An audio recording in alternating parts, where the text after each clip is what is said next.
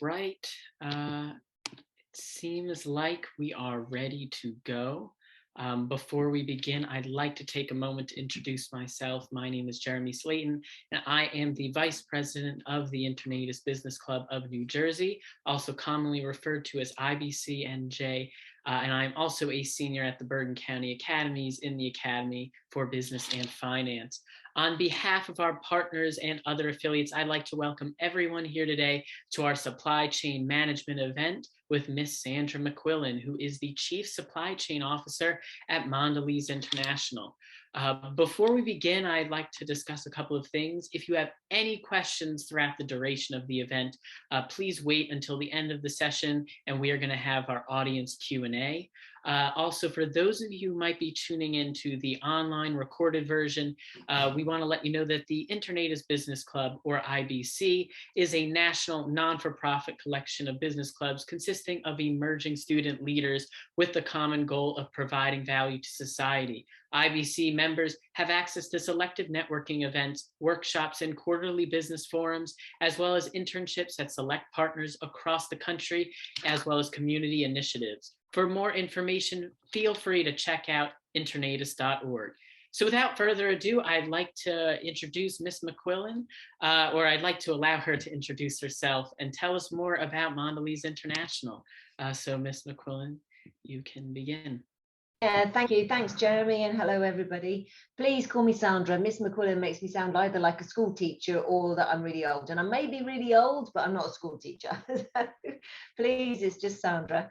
So yes, so I am the Chief Supply Chain Officer for Mondelēz.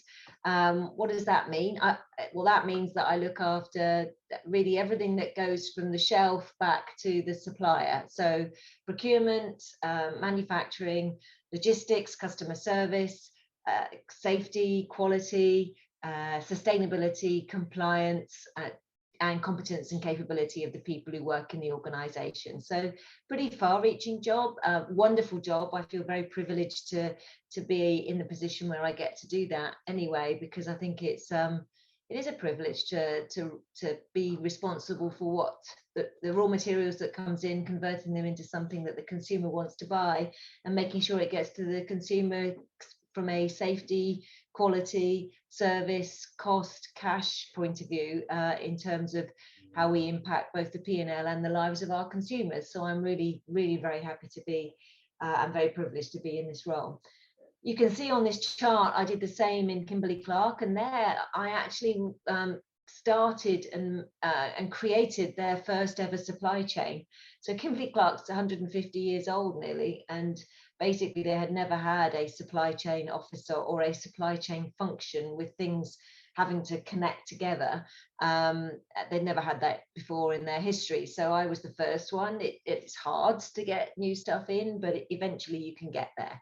So that was a fantastic 4 years, quite tiring, but quite an amazing 4 years of showing people what supply chain can really bring to the business, and what the value is and the enablers that we can present. And it's more than just how much we cost. It's also about the fact that we can be consumer centric and look at how we quickly get innovation out to where we need to get it to. And then before that, I was doing something similar in terms of working in Mars Petcare, where I was their Vice President for Supply. We called it Supply. It was actually supply chain in Mars. And before that, I had 20 years of working in Mars, basically doing all sorts of jobs across the supply chain and in research and development as well. So I feel very privileged to have been given that opportunity. I was also very, very lucky, if that's the right word to use, in terms of moving around the world with my husband and my son.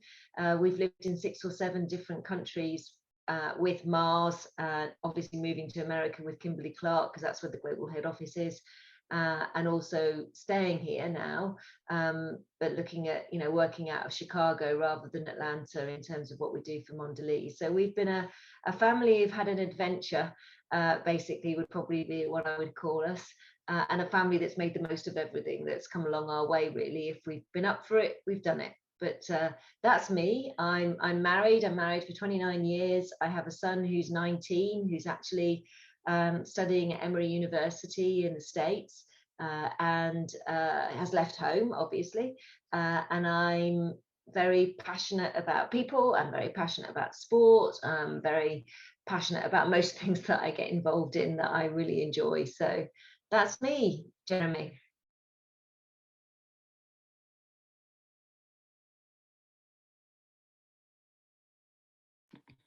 I believe we're going to pass it over now to the president of IVC New Jersey, Arav, who is going to go over some of the prepared questions and activities that we'll be doing. Awesome. Thank you for passing it on to me, Jeremy. And thank you, Sandra, for the amazing introduction. Like Jeremy mentioned, just going to go over some of the prepared questions we have based on some of our members and what they're curious about learning more on. And so to start off here, one question that we have for you is, what is a chief supply chain officer and how does this position kind of differ from the other C-suite positions? So what does it kind of intercorrelate with in business operations? So a chief, that's great. Thank you for the question, or the two questions actually. So you got two questions and I think it's 1A and 1B. So what is a supply chain or a chief supply chain officer? It's really the head of the functions that make up a supply chain. And I define, and most people now I think define supply chain as procurement, working with manufacturing, working with customer service and logistics, everybody being focused on safety, quality, compliance, and sustainability. So it's the whole chain that makes the products and gets the products to the consumer and the customer. And I differentiate between two.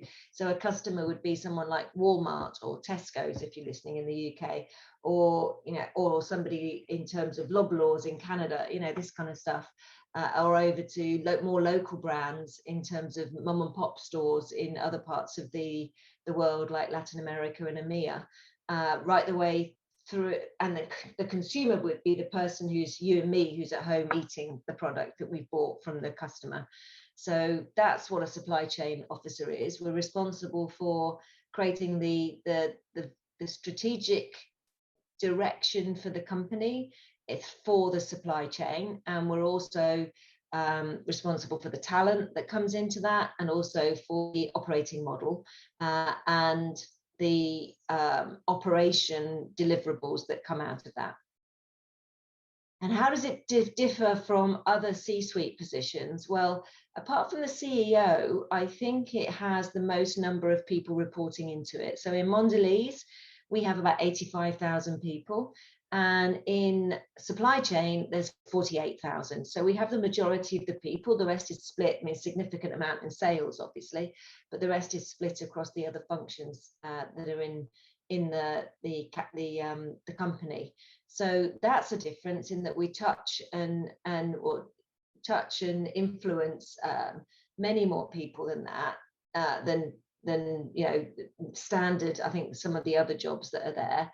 I think we also have an influence that's beyond the supply chain. So we can't do anything on our own. Basically, we can have all the best ideas and operate as well as we possibly can. But if we're not working with the other functions and not being as transparent as we can, then that I think is different, because otherwise you can't get left on your own in supply chain to be able to make stuff happen. It just won't happen. You need sales and marketing engaged with you to be able to tell you what's happening as you move forward. And I think that also is different in terms of how the positions differ. Okay. Interesting. And I guess to start off, way back, getting into the supply chain space, how do you think your childhood and education kind of influenced you there? And I guess, comparing your high school experience like we are right now, and then the college experience and how that translated into a career in supply chain. Yeah. So my dad was a mechanical engineer and told me not to go into engineering because there's no money in it.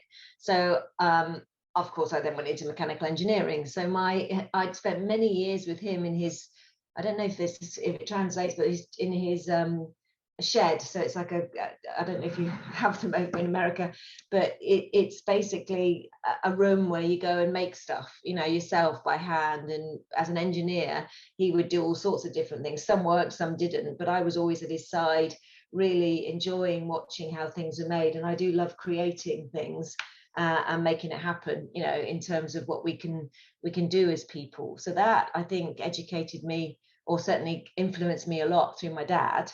And he also basically said, yeah, you can do anything you want, you know, it does, being a man or a woman doesn't matter. He never drew the distinction, actually.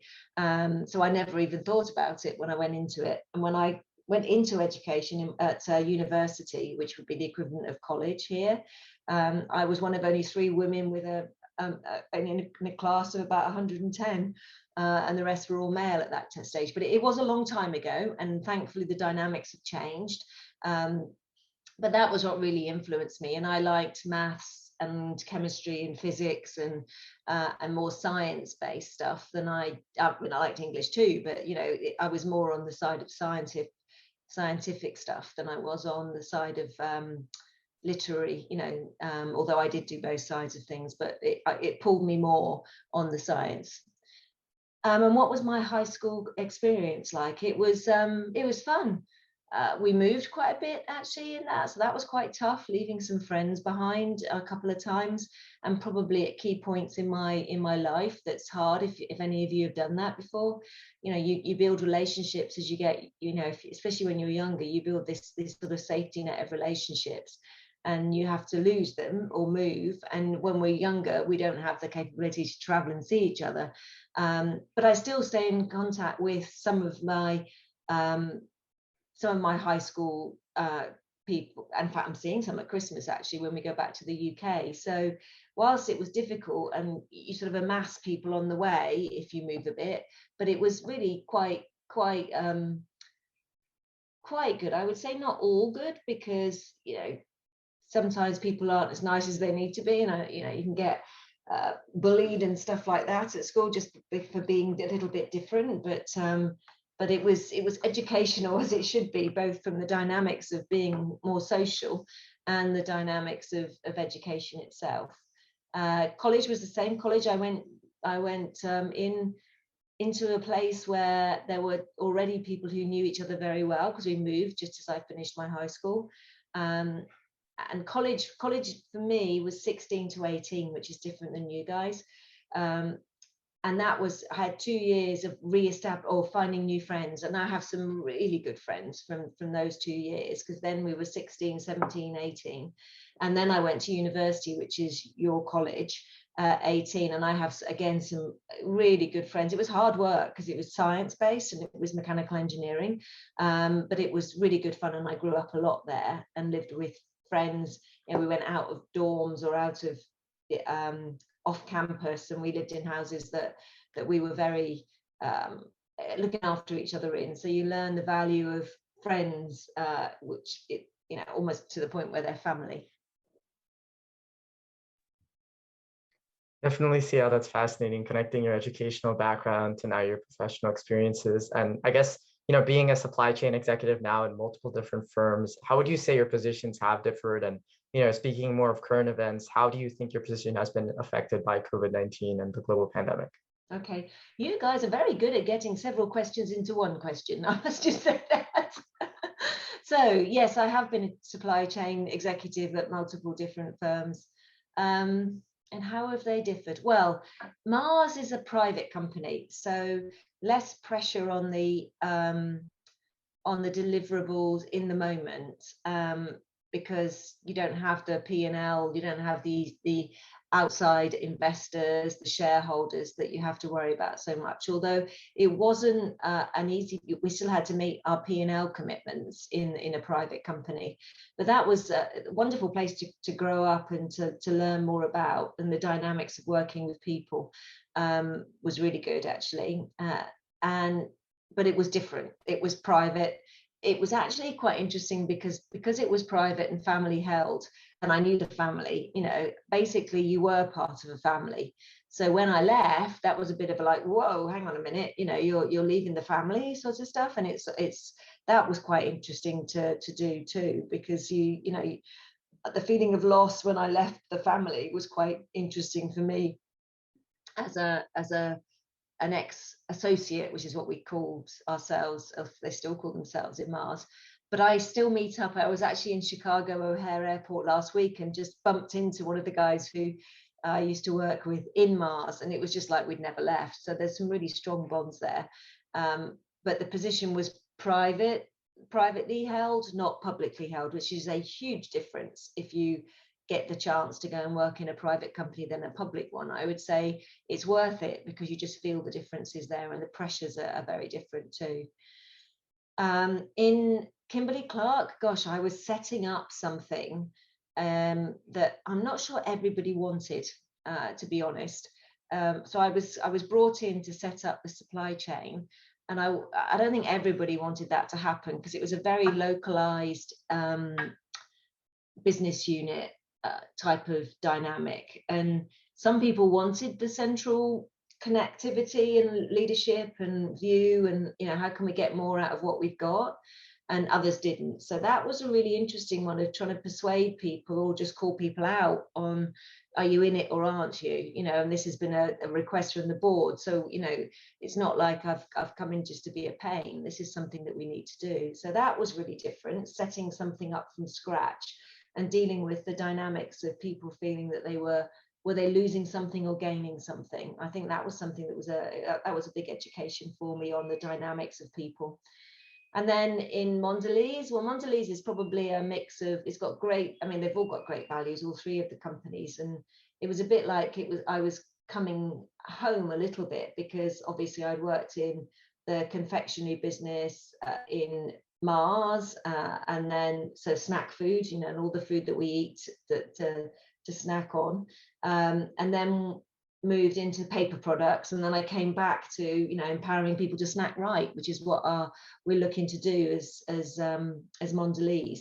So that's been different again. That's more of a that's more about taking us to consumer centricity here. That's what I've been focusing here, is making sure that the supply chain is connected with the consumer, which is really, really important, particularly in today's world, where the consumer is very discerning, has a lot more information than maybe we want sometimes, and it's also very keen to understand what they're eating and what they're putting into their mouths. And of course, that is integral in the supply chain. So you have to be able to make sure everything is good there. And that's been a shift. I did the same in Kimberly-Clark, but it's probably even more pronounced in Mondelez. Great companies with great values, all of them.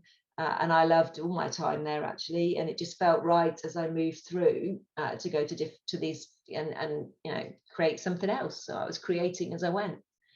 And how has my position been affected by COVID-19? Well, personally, I've not been able to travel, and I've been at home for the last 20 months because we shut down the whole of our travel network for obvious reasons, as I'm sure you guys have probably been virtually studying as well. Well, I've been virtually running the supply chain from Atlanta most of the time.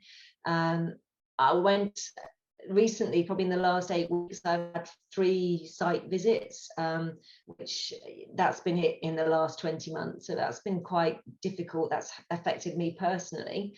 And I miss the connection with people. I do love working with people. So that's been, even if some people are more difficult than others, that's been a miss for me in terms of being able to have that contact. So I was very excited and loved going to the 3 sites that I went to, and people were just so pleased to have you there. The other thing it's affected is people start to see what the supply chain can bring. The fact that we've been so resilient and just quite remarkable in what we've done in the last 20 months or so has really allowed us to talk about what else supply chain does, because sometimes people just don't understand what we do, and they think it's just, well, you cost us money. Well, we've been able to show how amazing the people are in supply chain and how ingenious and creative we can be. So we've gone from not really being talked about to being absolutely essential. That would be what I would say. It's affected me personally in how I do something. So being more cognizant of when I'm on a video call, can I see people? Can I see the body language? Can I check to make sure they're all right? And then on the other side, people are really starting to see what supply chain can bring. And particularly, as you'll know, with all of the trouble at the moment with inflation and transportation and labor, it's still on the wrong side now. We're sort of showing what happens when things break down. which means that we're having to do a lot more work to keep going through COVID and the fallout of what COVID is, because it's not gone away yet. Interesting. And I think to kind of like change it up a little bit from the prepared questions, just like in between, from your perspective, working in Mondelez, tell us a bit more about, some of your top 5 brands that Mondelez works on, and, maybe some of the places you've visited throughout your career that you would say stand out to you as unique, or you've had unique experiences, things like that. Sure. Okay. So the top 5 Mondelez brands, we start with, you won't be surprised, Oreo. And Oreo's, I think, just about, let me get the numbers right. Where have I put my glasses? With age, it's not great. Oreo is about nearly a $3 billion business, actually. Getting the latest numbers from this year, actually, which has grown versus the previous year, which is good news. So Oreo's number 1. Milka, if you're over in Europe or you've been to Europe, the cow, the purple cow, which is like a tablet chocolate, basically, that's number 2, and that's nearly $1.75 billion of business. Cadbury Dairy Milk, which is over here, is Milka maybe a little bit, but not much. Cadbury Dairy Milk is again 1.75 million nearly, but I think Milka just squeaks in at about maybe 10 million more. So that's number 3. And then Philadelphia cheese, that's one of ours as well, and that's actually 800 million. And then the 5th one is Trident, the chewing gum, and that's about 800 million as well. 500 million. So that would be about 500 million. So you got 800 to Philadelphia, 500 million to Trident, and then products like Belvita, which is the biscuit, and Tang, which is a powdered beverage that you add water to and is very popular in Latin America and EMEA. They're probably about 500 million each as well. So the top 5 would be Oreo, Milka, CDM, Cadbury Dairy Milk, Philadelphia, and Trident. And then places I've visited during my career, I have a bit of a philosophy that wherever I go is great because there's people there. I've been everywhere, to be honest.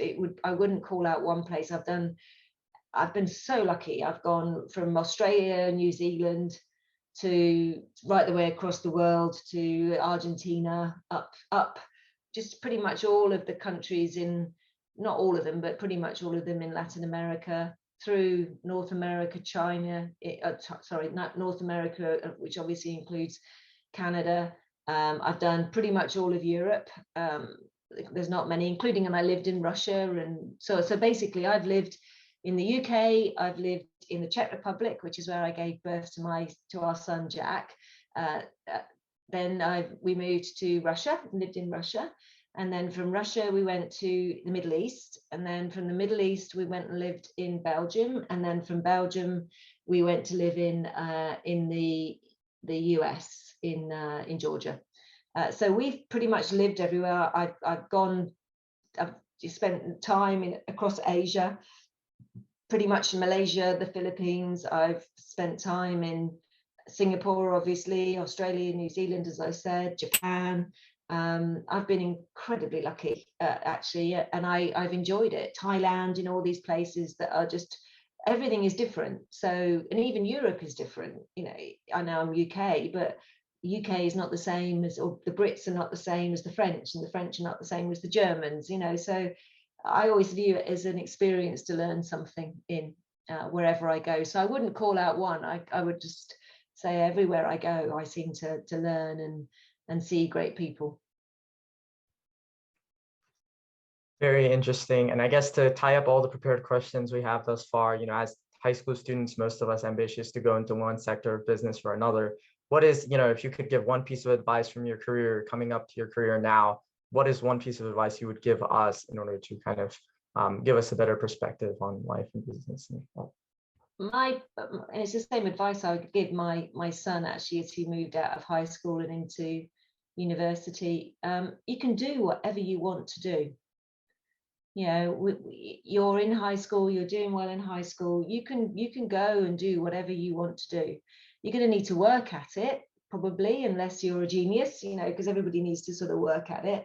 But my one piece of advice would be yourselves and believe in yourselves. That's 2 pieces of advice, but that's okay because you ask me 2 or 3 questions every time, so that's fine. But I would say believe in yourself and basically believe that you can do it, because you can, and have an adventure on the way. Make sure that you learn more than just the academic. Make sure that you live your life, and once you leave home, it's down to you then, but make sure you get the most out of that experience that you possibly can.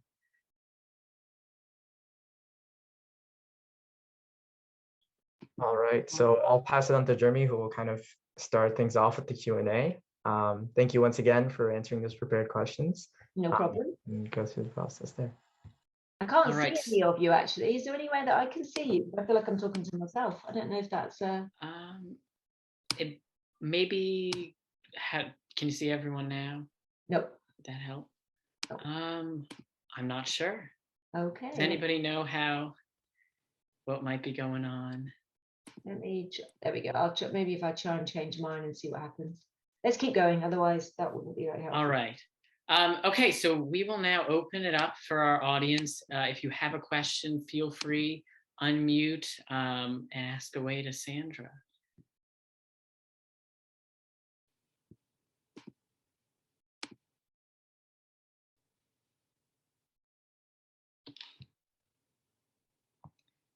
Again, so feel free to unmute.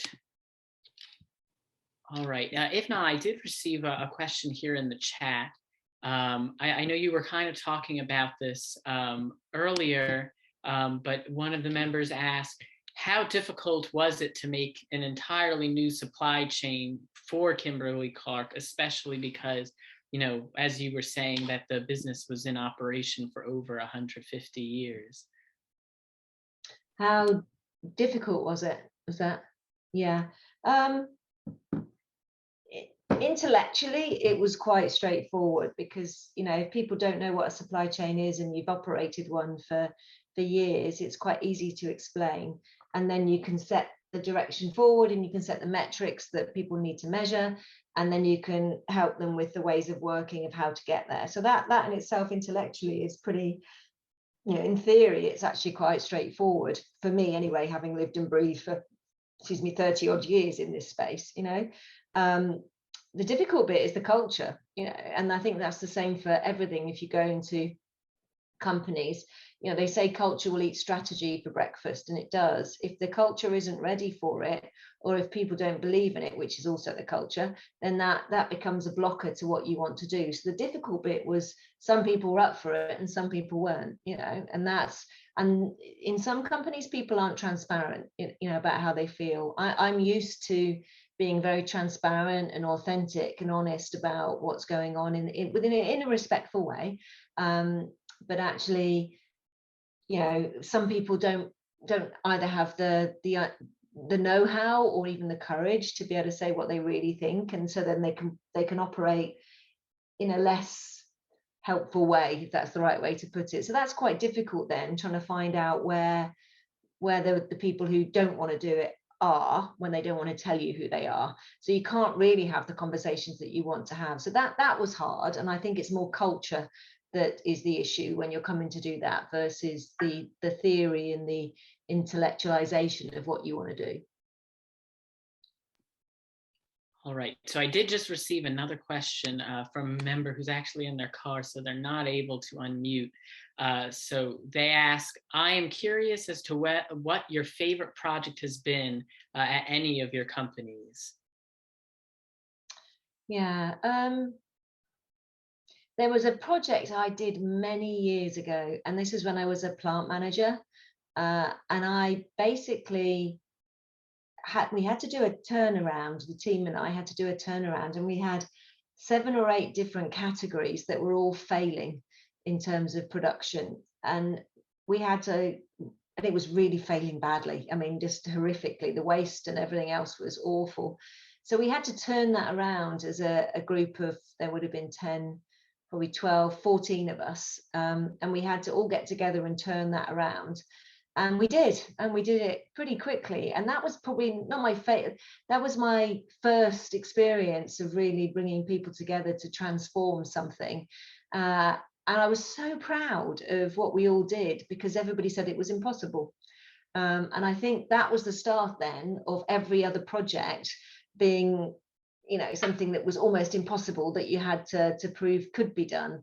So that would be the catalyst probably for where I would start from and say, was it my favorite? Maybe. Was it my most significant at the start of a career that I've got now? Then I would say yes. It's just teaching, it just, you know, being able to engage people in that way and drive about huge transformative change for everybody involved, and to see the pride that they had was just overwhelming. Actually, I love that whole team.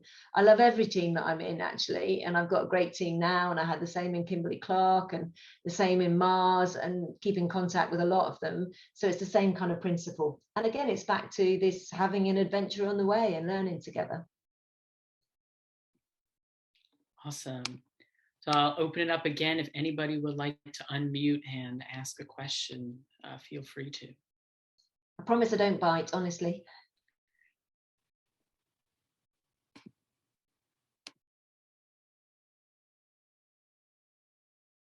few moments. So are you actually, you should tell me a bit about yourselves, actually. So you're high schoolers, I think that's what you were saying, yeah? And how do you find the club? How do people join the club? So we're high schoolers. All of us are from New Jersey. We do marketing in terms of just through social media and sharing with others. You know, spreading the word to high schoolers who might be interested in business, and you know, being able to bring them events to meet with you know, business executives and just people in business in general to broaden their horizons. So that's okay. That's great. Do you have to be invited in, or you just can join? There is an application. Okay, that's cool. But yeah, that's, I don't know, Arav, if you wanted to add anything. I was going to say, Arav is the president, isn't he, by the looks of it?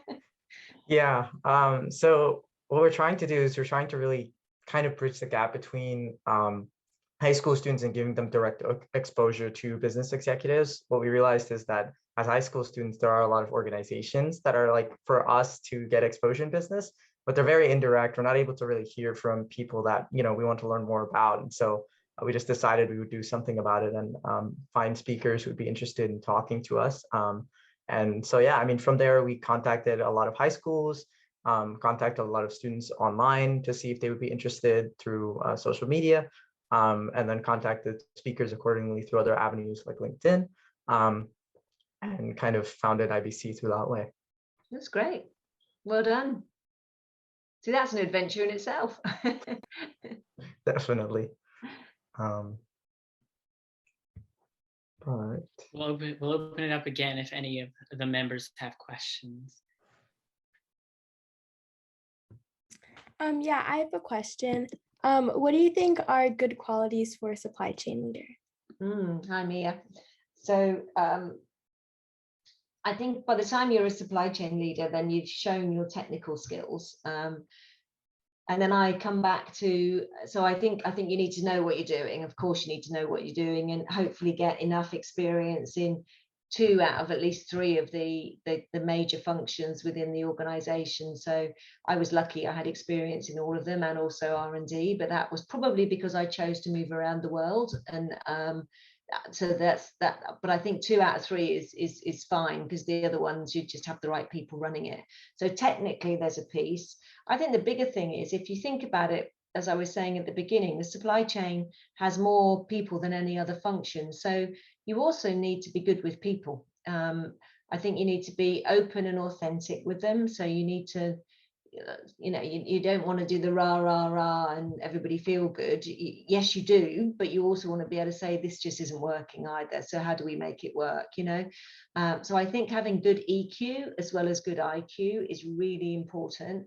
at the senior leadership level, and certainly in supply chain because of the sheer number of people that you deal with.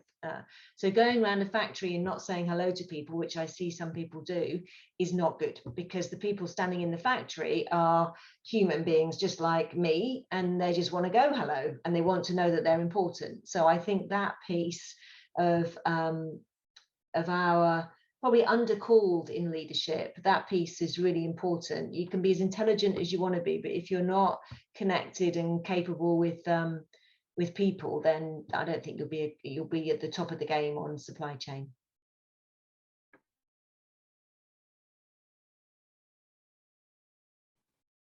All right, thank you for that. Who else? Anybody else have questions? If no one else has one, I did have one, which was, I wanted to understand from your perspective, what do you think the role of digital transformation kind of has played in supply chain and supply chain management? Yeah, not enough yet, actually. I think it needs to be part of our strategy moving forward is to be a transparent supply chain through the use of digital technology, which means that then no touch planning, it's all these kind of things. It's being able to get the data and analyze the data really quickly from the shelf back to the field, from the supplier. So that it's massive for us, and actually is a significant spend and investment that I want to make in the supply chain moving forward.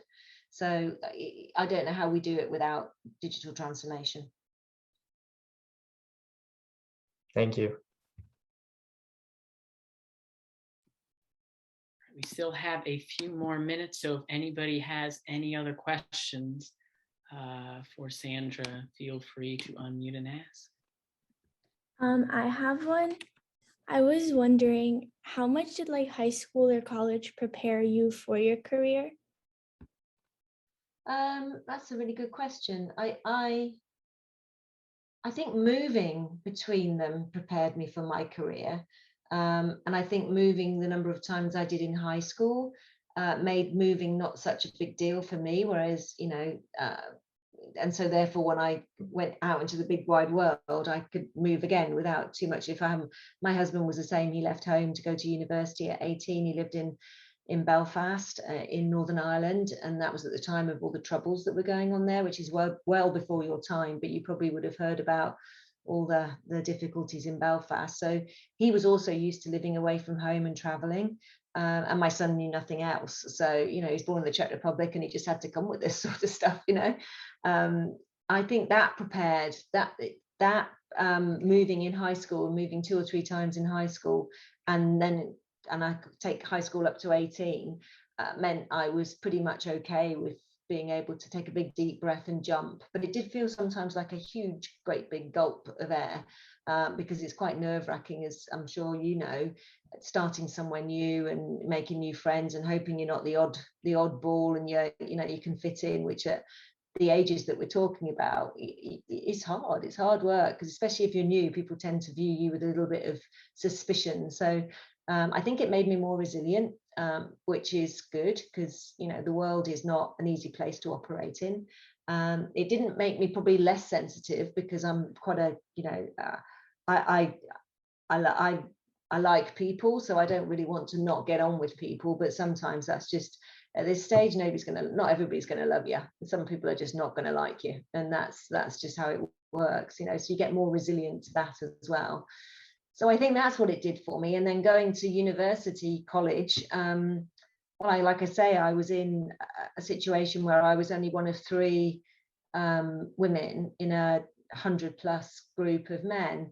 And honestly, I didn't notice it, because I lived in a house with 3 other men, or boys, whatever, but men. We basically went out in our 2nd year and lived in a house on our own, and they were just really, really good friends. The problem was they were such good friends that nobody would know. I never got asked out by anybody else, because they were all looking after me all the time. So it's a bit like, I'm not sure it was very good for my love life, but I had a great time and made some. I mean, we're still the 4 of us actually are still connected, and sort of don't talk very much, because we're in different parts of the world now. One's in Italy, the other one's in London, I'm in America, and the other one's in the south of England, but we stay connected. So that also meant to me that I could get on with anybody, basically. Although to be fair, I probably was more easy with men than I was with women because of the experience of being in a university class that had mostly men. I just didn't even notice it, and just was,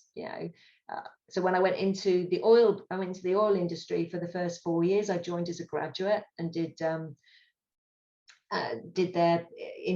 did their moving you around. I don't know what you call it here, but not internship. It's when you join and then you get moved to different jobs to learn. When I did that, it was just okay, off you go and you go and do it.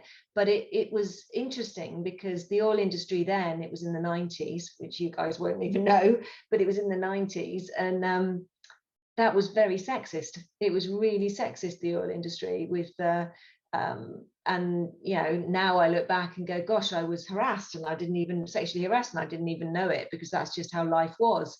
But thankfully that's taught me. I left pretty quickly, not because of sexual harassment, but because something better came along, because I don't think you're really conscious of it. But I left that and went to work for a company where I knew what my values were. I knew what I wanted to be, and I knew how I wanted to be treated. And if I wasn't treated that way, it's then, having the courage to make the choice of yes or no. Am I staying or am I going?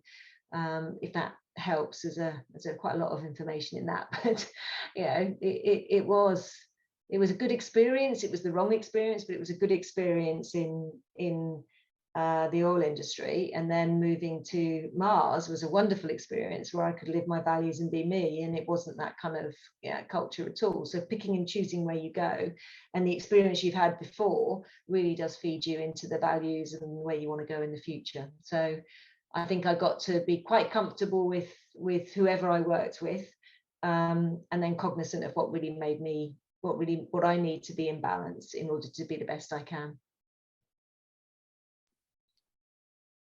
All right, so I think we have time for one more question. So if anybody would like to unmute, feel free to ask. Yeah, actually, I had one question. What do you think would be like the most important aspects of the supply chain process? I think planning is. I think, and it's undercalled. We don't talk about it very much. I think planning in that logistics, with logistics owning it, becomes really, really important. If you get, if you get your sales forecast accuracy wrong, you're not giving the consumer what they want, when they want it, how they want it, and and where. So you end up not being ahead of the competition. So your stuff is not on the shelf when it needs to be. So I think planning and connecting with the supply and demand side is undervalued, but incredibly important. And we're on a transformation in Mondelez on that one, and really pushing ourselves to get to touchless planning, which will take a while, because it's probably not even open yet everywhere or anywhere. People are working on it, but we're not really where we need to be yet. So I think that is really a really key function that people don't talk about.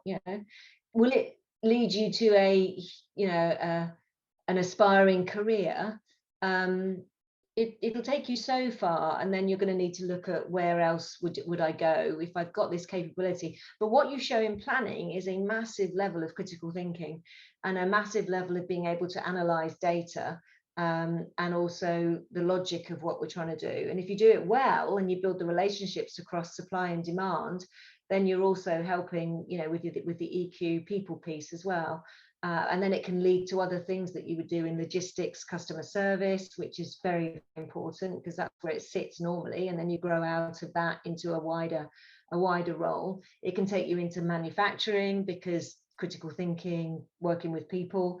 It can take you into procurement for the same reasons as well. So as a base, going in and learning and sort of getting a view on that, I think supply chain planning is really a backbone that everybody should understand. Now I didn't work in planning directly, and sometimes I wish I did, because I can't have some of the conversations at the level of detail that I might want to have, although maybe I shouldn't have that level of detail. But I can have a certain level of conversation with people who are experts in planning. All right, so it's 4:45, which was the planned end of the session today. So we're going to wrap it up here.